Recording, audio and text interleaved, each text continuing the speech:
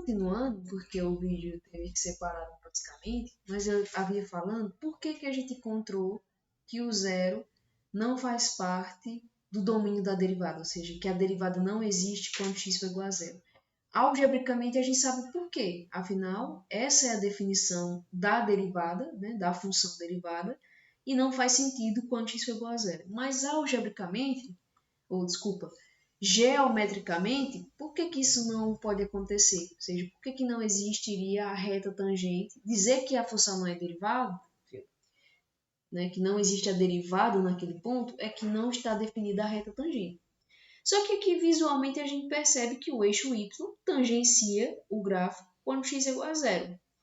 Mas a gente não pode enxergar isso assim como uma reta tangente, porque a gente definiu o coeficiente angular da reta tangente como o limite daquelas retas secantes. E a inclinação viria exatamente da definição da tangente do ângulo. Só que tem um problema, porque aqui o ângulo dessa tangente forma um ângulo de 90 graus.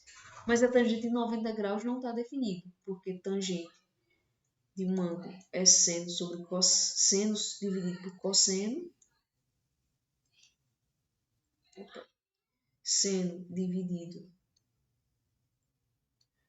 por cosseno, mas tangente de 90 graus não existe, porque o seno de 90 é 1, mas o cosseno de 90 é 0. Então, isso aqui não existe, é absurdo. Então, por essa razão, em pontos onde a reta tangente seria vertical, então a reta tangente, por causa da definição que a gente deu, não existe naquele ponto. Então, lugares onde a reta tangente é vertical, a derivada não existe. Então, por isso, e algebricamente a gente vê que acontece isso. Outra coisa também é que, à medida que x se aproxima de zero, o que acontece com esse número? Né? Isso aqui está bem próximo de zero, multiplicar por 2 torna um número bem próximo de zero, e 1 dividido por zero vai para infinito. O que isso daria está dizendo é que quanto mais eu me aproximo de zero, mais as inclinações tendem a ficar íngremes, ou seja, mais as retas tangentes ficam bem íngremes e por isso a inclinação tende a ser infinito. E aí não está definido no zero. Então está aqui o gráfico das duas funções, é o que a gente viu. Quanto mais eu me aproximo do zero, mais os valores crescem, que significa, né, quanto mais eu me aproximo de zero, mais vai para o infinito, dizendo que as retas tangentes então tendem a ficar muito íngremes quando a gente chega perto do zero. E nota que aqui se aproxima, está vendo que tende a zero, né? Justamente porque quando eu faço x ir para o infinito, aqui fica muito grande e 1 dividido por um número muito grande vai para zero. Justamente porque, como essa curva ela é muito achatada, as retas tangentes tendem a ficar paralelas a essa, que é a inclinação zero. Né? Retas horizontais, paralelas ao eixo x, é que tem inclinação zero. Então, como a curva tende a ficar bem achatada, então ela tende a se estabilizar e as retas tangentes ficarem horizontais. E aí a gente observa esse comportamento no gráfico da derivada. Vamos continuar fazendo mais alguns exemplos. Vamos colocar aqui para calcular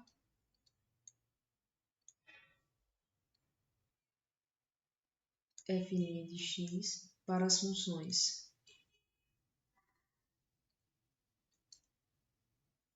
x ao quadrado e x ao cubo.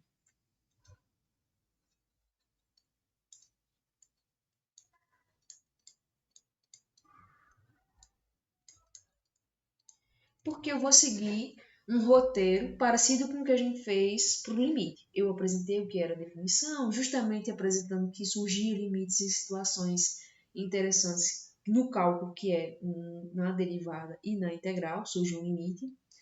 Depois a gente aprendeu o próprio das operatórias dessa definição. A gente aprendeu a calcular o limite de uma constante, o limite da soma, o limite da diferença, do produto, do quociente, e para as funções clássicas, né? Que é as funções trigonométricas, a função exponencial, a função logarítmica. Nesses casos elas eram contínuas, então calcular o limite seria calcular por substituição.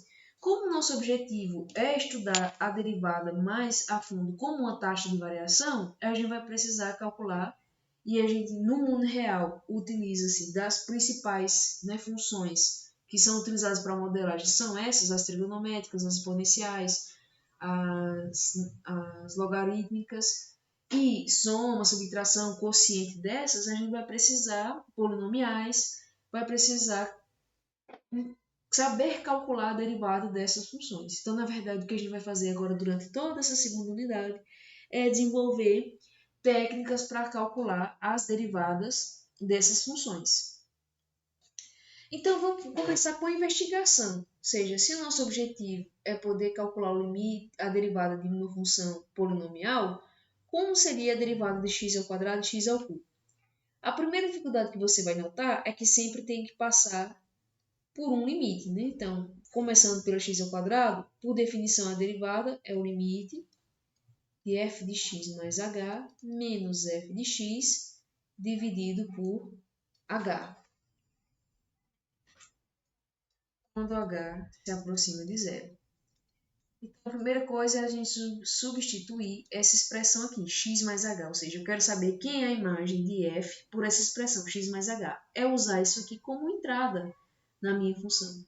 Mas o que a minha função faz? A cada entrada, ela retoma como resultado o quadrado desse. Então, se a entrada é x mais h, o resultado vai ser x mais h ao quadrado, menos quem é a minha função f de x? X ao quadrado, dividido por h. Uma investigação rápida faz que, se eu fizer h igual a zero, fica x ao quadrado menos x ao quadrado zero sobre zero, uma indeterminação. Então, eu preciso, de novo, simplificar isso aqui para que apareça h e eu possa simplificar. Então, a primeira coisa que a gente vai fazer é calcular essa potência, que é um produto notável, já que eu estou elevando ao quadrado a soma de dois números. Então, fazendo uso da regra do produto notável, é o quadrado do primeiro, que é x ao quadrado, mais duas vezes o primeiro pelo segundo, então vai ficar 2xh, mais o quadrado do segundo. Então, isso aqui é o resultado de fazer essa soma ao quadrado. E aqui eu só vou repetir, menos x ao quadrado, tudo isso dividido por h. Então, aqui eu vou reunir, somar as coisas que eu posso somar. Então, esses aqui não, porque são diferentes, né? Mas eu posso somar esse com esse, que na verdade vão se cancelar. E o que sobra só depende de h. E eu quero justamente cancelar h com esse aqui embaixo. Então, o que eu vou fazer? Colocar h em evidência, porque como todo mundo é múltiplo de h, eu vou poder escrever isso como um produto feito ao multiplicar alguma coisa por h. Que coisa foi essa? Bem, se eu vou tirar h aqui, sobra 2x. E como eu vou tirar um h aqui, vai sobrar h, dividido por h. Aí eu vou poder simplificar esse com esse, vai sobrar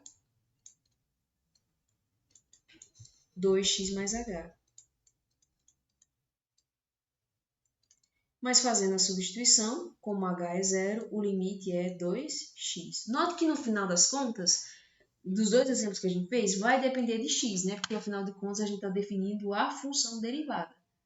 Pode ser ou uma constante, que não depende de x, ou se não for constante, tem que depender de x, para a gente saber como para cada entrada vai ser a imagem associada a ela. Então, o que a gente encontrou foi que, portanto,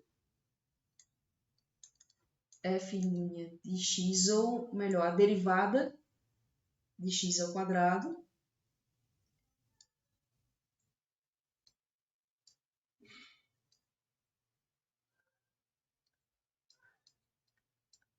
é 2x. Talvez aqui também seja útil, antes de eu fazer o outro, abrir um espaço para as notações. Teve duas pessoas, dois grandes matemáticos, que desenvolveram, em épocas diferentes, a noção do cálculo. Historicamente, sabe-se que Newton foi o primeiro a desenvolver essas ideias do cálculo, só que ele não publicou seus resultados, ele fez isso e guardou para si. Talvez só comentou com alguns amigos íntimos. Passados alguns anos, outro matemático chamado Leibniz apresentou esse conceito. Só que ele usava embora a definição, que seja esse limite, seja a mesma, a forma como ele denotava, né, a forma como ele chamava isso, era diferente. Então, essa notação F' que a gente usa vem, acredito, e aí eu vou confirmar para vocês, da teoria desenvolvida por Newton. Só que Leibniz usava uma outra notação. Então, dado uma função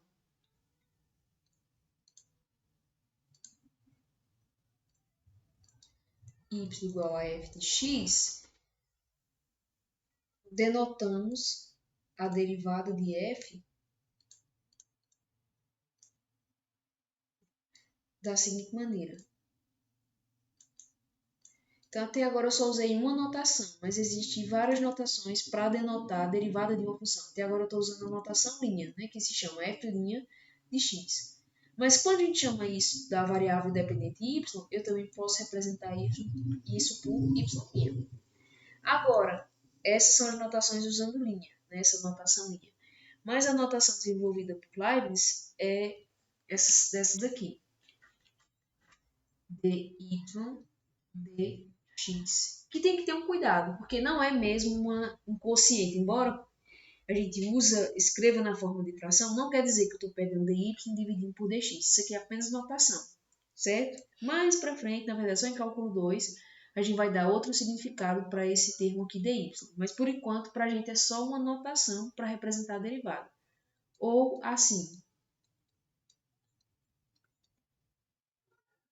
Ou botar o f aqui mesmo, df dx. Então, essas são as notações que a gente vai usar.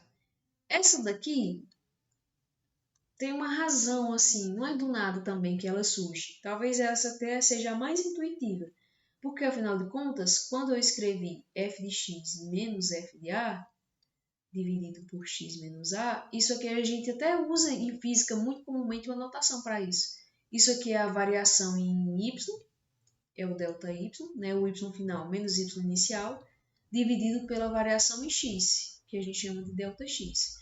Então, na verdade, a derivada passa a ser o limite, quando x se aproxima de a, desses ΔY sobre ΔX. E aí ele transformou isso em dy dx, chamou dessa maneira. Só que tem embora pareça intuitiva nesse sentido, tem uma desvantagem. Digamos, aqui eu posso escrever quem era f' de 1 para vocês, ou seja, a derivada da função quando x é igual a 1. Aqui fica um pouco estranho. Para representar a derivada, por exemplo, aquela conta que a gente fez, usando essa notação, eu teria que escrever assim, dy dx, quando x for igual a 1, é 1 sobre 2. Né? No primeiro exemplo, quando y era a função 3 sobre x. Não, raiz de x. Então, seria assim. Enquanto que a outra fica muito mais fácil, né? f' de 1 é igual a 1 meio. Mas são essas as notações mais comuns para se referir à derivada exatamente no ponto. Aqui era o que eu queria escrever, por exemplo. Usando essa notação aqui, fica mais fácil para se referir à derivada de uma função. Eu poderia, então, reescrever isso aqui dessa maneira. Usando a segunda notação, essa notação aqui, eu escreveria o quê? Que a derivada em relação a x da função x ao quadrado é 2x. Então, eu vou usar muito tanto uma como a outra, certo? Então, agora vamos calcular quem é a derivada da função, ou seja, o segundo ponto é determinar quem é a derivada em relação a x da função x ao cubo. Por definição, isso é quem? É o limite de f de x mais h menos f de x dividido por h quando h se aproxima de zero. Aí isso vai dar f de x mais h. O que essa função faz? A cada x a cada entrada associa o cubo. Então, como a entrada aqui é x mais h, o que a gente vai fazer é pegar x mais h e elevar ao cubo, menos x ao cubo, dividir por h. Você pode testar e rapidamente ver que tem de novo uma indeterminação. E aí a gente teria que fazer esse desenvolvimento, que já é um pouquinho mais complicado que o anterior, não é apenas o quadrado do primeiro mais 2 vezes o quadrado do primeiro pelo segundo, enfim, tem uma fórmula. Mas se você não lembrar da fórmula, faça da maneira mais fácil, que é x mais h ao cubo, na verdade é x mais h vezes x mais h ao quadrado. Mas tem uma fórmula também para elevar ao cubo o número. Na verdade, a gente vai descobrir aqui, vai acabar descobrindo essa fórmula. Então, eu vou primeiro desenvolver isso, né? Que eu sei, pelo produto notável, isso é x ao quadrado mais 2xh mais h ao quadrado. Aí nota que vai vir um bom trabalhinho agora, que é fazer toda essa multiplicação. Primeiro multiplicar x por cada um desses, e depois multiplicar o h por cada um desses, e depois fazer a soma de tudo. Então, eu vou começar a fazer. Vai dar x ao cubo, vou primeiro multiplicar x por todo mundo. Mais 2x ao quadrado h mais xh ao quadrado. Agora, eu vou multiplicar os h por todo mundo. Dá hx ao quadrado mais 2xh ao quadrado mais h ao cubo. Pronto, terminei, então eu vou continuar aqui menos x ao cubo. Tudo isso dividido por h. Bem, algumas coisas eu posso somar. X ao cubo não, então eu vou manter. Note que aqui envolve x ao quadrado h. Tem alguma coisa igual a isso antes? Depois? Tem. Tem esse aqui, ó, que é a mesma coisa, só está invertido.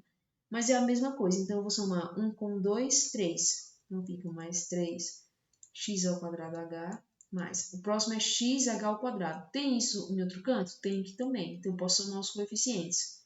1 mais 2, 3. Então dá 3x ao quadrado. E agora só sobrou esse, que na verdade é a fórmula, certo? Então, como é? É o cubo do primeiro, mais 3 vezes o quadrado do primeiro pelo segundo, mais 3 vezes o primeiro pelo quadrado do segundo, mais o cubo do segundo. É assim que a gente faz essa soma aqui. Esse produto, x mais h ao cubo, segue essa regra sempre. Menos x ao cubo, dividido por h. Então, nota que já dá um trabalho com grau 3. Imagine se eu pedir para vocês fazerem de grau 4, calcular a derivada de x à quarta. Na outra página.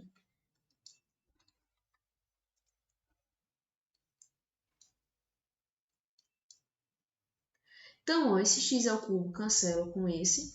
O que sobrou é tudo múltiplo de h. Então, eu vou poder colocar h em evidência e vai sobrar 3x ao quadrado mais 3x, 1h, porque aqui está h ao quadrado. De fato, quando eu fizer h vezes isso, dá h ao quadrado. Mais isso aqui dividido por h, cancela 1, então fica h ao quadrado. Dividido por h. Aí eu vou cancelar esse com esse. E sobra, que é o limite, quando h tende a zero. Note que eu ainda estou escrevendo limite porque, de fato, eu não estou calculando. Estou só simplificando a minha expressão. Agora sim, eu encontrei uma expressão equivalente que não tem determinação. Então, calcular o limite é fazer a substituição. E vai dar só 3x ao quadrado. Porque aqui vai ficar 3x vezes 0, que dá 0. E 0 ao quadrado, 0. Então, sobra só 3x ao quadrado. Então, a derivada em relação a x da função x ao cubo é 3x ao quadrado. E olha interessante, vou só reescrever aqui. Também a gente escreveu que a derivada em relação a x de x ao quadrado era 2x. Coincidentemente, o grau aqui ó, desceu. Aqui também. Na verdade, não é coincidentemente. A gente vai mostrar, e aí eu vou, na verdade, enunciar aqui como proposição para vocês, que a derivada de uma função da forma x elevado a n, ou seja, de uma função potência, vai ser sempre a seguinte regra. Se n for... Na verdade, aqui eu estou pegando só n positivo, mas na verdade vai valer para qualquer n. Você baixa o expoente, assim como aconteceu nos exemplos anteriores. E o que aconteceu com o expoente? Note que era 3, virou 2. Diminuiu 1. Antes era 2, virou 1. Na verdade, isso acontece sempre. O expoente diminui uma unidade. Para provar isso, note que o que foi que eu fiz nas demonstrações sempre? eu desenvolvi essa soma aqui. O problema que vai surgir para eu fazer essa prova é que, por definição, seria o limite, quando h tende a zero, de x mais h elevado a n menos x elevado a n dividido por h. E eu teria que saber desenvolver essa expressão. Mas existe uma forma, na verdade é o que chamamos de teorema binomial, que nos dá como calcular a potência da soma, de qualquer que seja o valor. Então, na verdade, tem uma fórmula para isso. E se eu escrever a fórmula, que é x elevado a n mais n vezes x elevado a n menos 1 vezes h mais... Na verdade, o coeficiente é sempre, digamos, o próximo é n vezes n menos 1 sobre 2 vezes x elevado a n menos 2 vezes h mais, até que vai chegar a um ponto que é nxh n menos 1. O que acontece é que a gente vai distribuindo e cada parcela aqui é tal que a soma dos expoentes aqui dá n. Então aqui ó, fica n é porque o h aqui é 0. Aqui é n menos 1, o h é 1. E aqui vai ficar n menos 2, o h tem que ser 2. E assim vai até que isso aqui vire n. Então essa é a fórmula do binômio de Newton. Só que o número aqui é exatamente uma combinação, uma coisa assim. Mas na verdade eu não quero que vocês aprendam essa fórmula, né? Mas que existe uma fórmula que permite desenvolver isso, e aqui no final tinha um menos xn. Tudo isso dividido por h. O que importa? Que no final esse xn sempre cancela com esse, e o que sobra é sempre o múltiplo de h. Então a gente vai colocar h em evidência, só que o único que vai sobrar no final das contas, quando eu substituir, que não vai dar zero, é esse, porque só tem um h. Todos os outros, o expoente do h é maior do que 1. Então, isso aqui ainda vai ficar dependendo de h, assim como aqui antes, ó. Não sobrou isso? 3x ao quadrado mais 3xh mais h ao quadrado. Porque só esse que, antes de eu colocar em evidência, só esse que só tinha h como uma potência. Todas as outras potências de h era maior. Logo, quando eu colocar em evidência, ainda vão sobrar potências de h, que vão virar zero quando eu substituir. Então, na verdade, somente essa parcela aqui é que vai importar no final das contas. Quando eu jogar no limite, vai ficar... Quando eu colocar em h em evidência, isso aqui vai se transformar em n vezes xn menos 1, e é o único que vai sobrar no final. Ou seja, no final das contas, isso aqui, quando eu fizer tudo, vai ficar o limite, quando h tende a zero, de n vezes xn menos 1 mais h vezes alguma coisa, que eu vou chamar de q. Como isso vai dar zero, que é exatamente h, isso aqui. Só sobra isso. nx elevado a n menos 1. Então, isso aqui é a nossa primeira regra, que é o que a gente vai chamar de regra de diferenciação. Ou seja, daqui para frente, para calcular a derivada de uma potência, você não vai precisar passar pela definição e calcular o limite, que se parece sempre difícil, né? Porque agora a gente tem essa regra, ou seja, calcular a derivada de xn, mas ela não veio do nada, tá? Ela veio da definição. Aqui é porque eu fiz um pouco rápido demais, porque afinal de contas também não queria exibir todos os detalhes, mas era só uma justificativa meia boca, né, para mostrar que de fato isso aqui sempre é o que vai sobrar. Então, derivar uma potência segue essa regra. Assim, se eu perguntasse para vocês quem é a derivada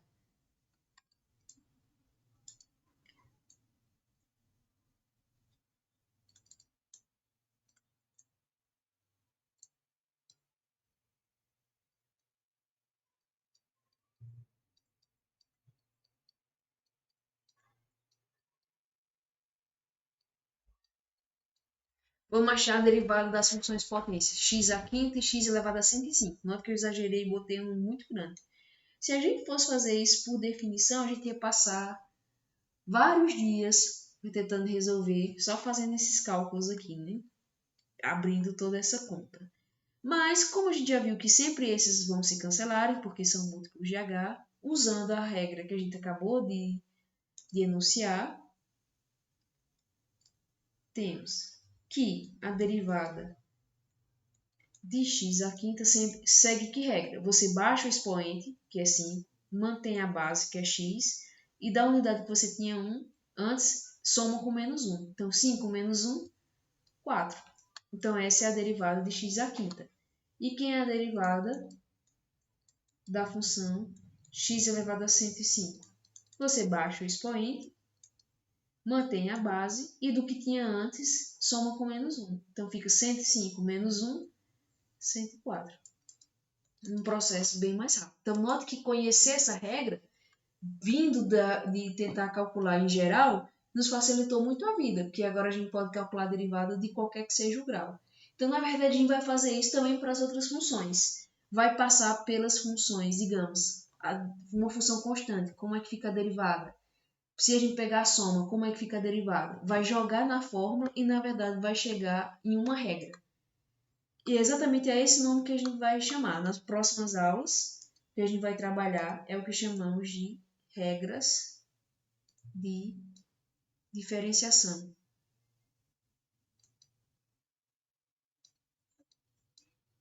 Então, a gente já tem a primeira regra, que é a regra da potência. Já que, só para finalizar, porque afinal de contas isso também já é para fechar o nosso conteúdo da semana, e aí eu já vou passar uma lista de exercício, a gente também pode achar a derivada para uma função constante qualquer, seja, vamos pegar uma função que é constante.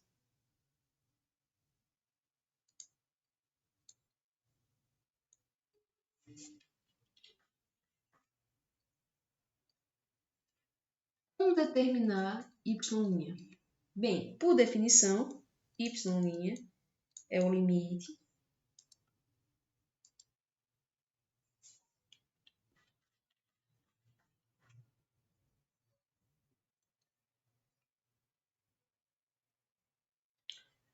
de f de x mais h menos f de x dividido por h, quando h se aproxima de zero.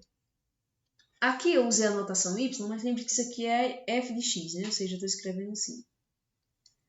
Só que o que essa regra faz? A todo mundo associa o valor c. Em particular, a imagem de x mais h também é c. E f de x é c.